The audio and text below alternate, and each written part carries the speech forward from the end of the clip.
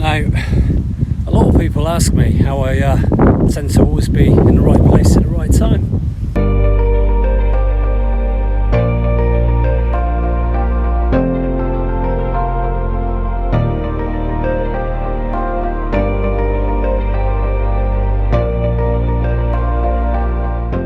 Well, it's not by accident, you know.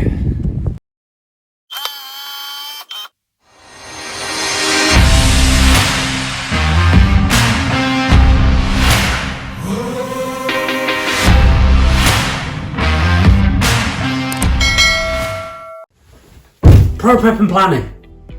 Prior prep and planning. Prior prep and planning. You getting this yet? Prior prep and planning. Prior prep and planning. Rice. So there we go. Prior preparation and planning is everything. Look, these shots don't happen by accident. They can take days, weeks, months of meticulous planning, and even then the variables are so far out of your control that you may well get to the day of the shoot and decide, even with all your planning, to scrub it. It's happened to me on multiple occasions. What I can do and what this tutorial will do is it will increase the odds in your favour. It was a little bit Hunger Gamesy, wasn't it? Apologies. Okay, so there are 3 rules that I tend to use when it comes to planning a shoot. Number 1 is have an idea of where you want to shoot. I spend hours literally every single week scouring Google Earth and Google Maps for locations that I think will lend themselves well to a photography shoot. So it really is your friend. Know where you want to shoot. Rule number 2. Have an idea of what you want to shoot.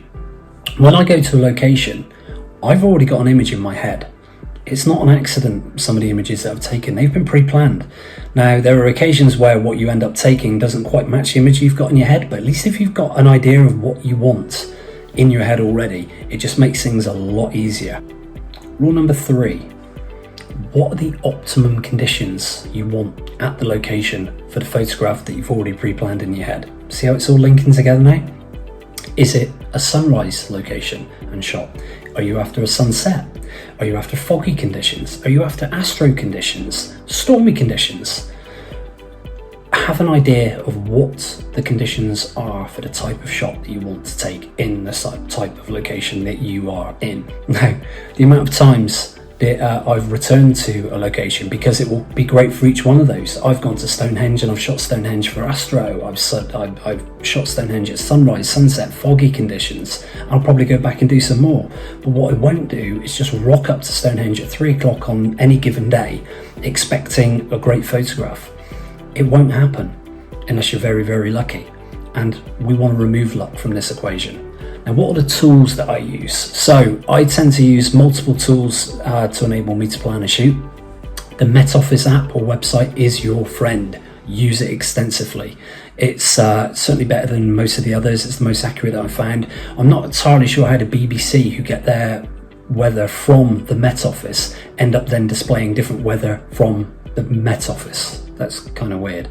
But the Met Office tends to be the most reliable that I've found, and it will give you a week's notice of what the conditions are going to be like in the location that you've chosen. Now, it may well be that you're planning a shoot for next weekend, and on the Monday and Tuesday and the Wednesday, everything is looking awesome. And then you get to the Friday or the Saturday and the weather condition has changed. Scrap the shoot and wait for the conditions to be like you want them to be and like that shot is already in your head. Clear Skies, great app. Get it wherever you normally get your apps, be that for the iPhone or for a Samsung or whatever device. But Clear Skies is superb, and it kind of hangs on the back of the Met Office with a lot more detail. If you want to know how I get the foggy shots, it's Clear Skies. It will tell you what the total cloud coverage is, it will tell you what the humidity in a given location is, and it will tell you what the chances of fog are. So you're just removing luck, you're removing all that element and you're replacing it with data. So again, I will regularly get to the morning of a shoot and I'll quickly open Clear Skies, Is it like it was when I went to bed that night? Is it still saying it's going to be foggy? Yes, it is. In the car, bang, off we go.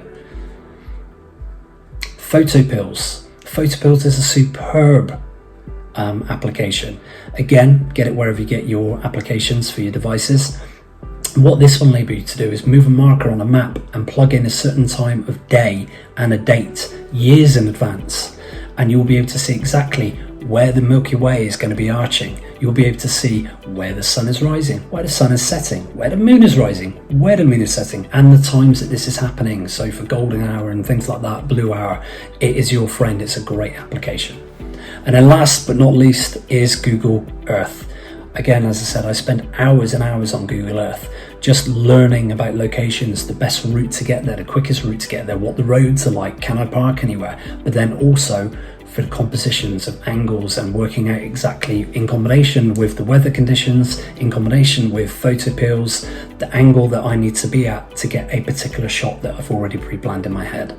Some other tips that I will give you for planning are scout your location. I say if you're miles and miles away, you might want to use Google Earth to drive the roads and drive the route through there. I remember when I went to Scotland in September, I'd driven that whole week's trip on Google Earth. The whole way around Skye, I knew exactly what the roads were going to be before I got there, how long things were going to take me to get from point A to point B, can I get from there for sunrise to there for sunset. Google Earth is incredibly powerful for scouting, for scouting missions and scouting ahead. Or if it's more local, go.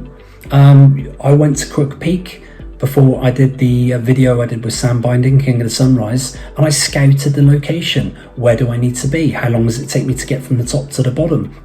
When I'm here, what compositions will work? Where's the light going to be coming from? Scout your locations. And then last but not least, go shoot. Now, what I'm telling you here is not going to be perfect every time. It won't work every time. It was only yesterday that I abandoned the shoot because by the time I got to the location, the wind speed was far in excess of what the weather apps and everything were telling me, and it was just horrendous to be up there. So it wasn't quite what I was looking for. The light wasn't quite what I was looking for. I walked away, and I'll go back there when I've got the optimum conditions, or there's a better chance of those optimum conditions happening again.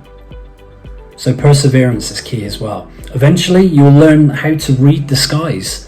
It was only last week that we were at a location. It was so foggy you couldn't see your hand in front of your face, and there were other people there, not many, there's only a couple of other people there, but they gave up and they walked away.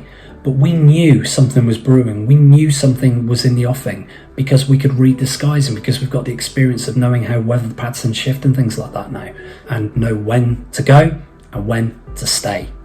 Sometimes hanging on and staying is key. So, although none of this guarantees success, what it does do is it stacks the odds a lot more in your favour than just waking up in the morning, grabbing your camera and going to the location and hoping. Prior preparation and planning. Now just go shoot.